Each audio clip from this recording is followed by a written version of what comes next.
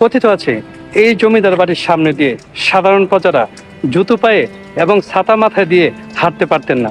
ওই সেই রাস্তা।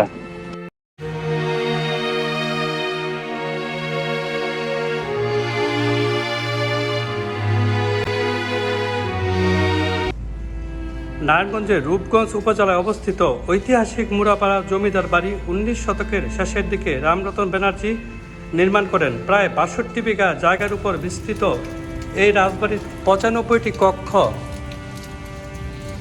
মন্দির এবং নাচের ঘর রয়েছে। কিন্তু কালের বিবর্তনে হারিয়ে গেছে সবই। মুড়াপাড়া জমিদার বাড়ি। মুড়াপাড়া জমিদার বাড়িটি মূলত নারায়ণগঞ্জ জেলার রূপগঞ্জ উপজেলার মুড়াপাড়া ইউনিয়নে অবস্থিত। এই বাড়িটি একটি ইউরোপিয়ান আদলে নির্মিত একটি জমিদার বাড়ি। অসাধারণ ছিল এই প্রাসাদের কারুকার্য এবং নির্মাণ শৈলী, যা আপনাকে মুগ্ধ এবং বিমোহিত করবে।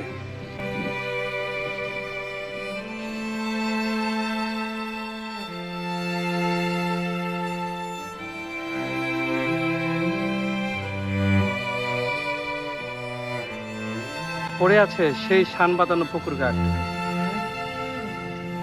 বিশাল মাঠ,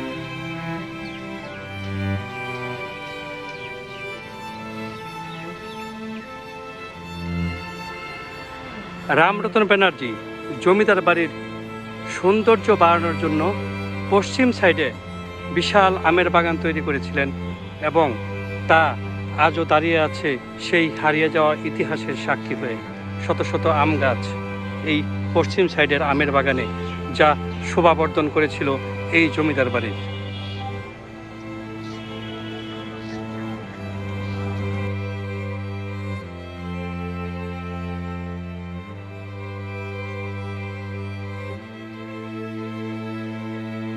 হারিয়ে যাওয়া এক জমিদার বাড়ি, সেই ঐতিহাসিক জমিদার বাড়ি মুড়াপাড়া জমিদার বাড়ি, যা স্মৃতি হয়ে আজও দাঁড়িয়ে আছে মুড়াপাড়া ইউনিয়নে, যা মুড়াপাড়া ডিগ্রি কলেজ নামে ব্যাপক পরিচিতি পেয়েছে এবং গর্বের সাথে দাঁড়িয়ে আছে মুড়াপাড়াতে।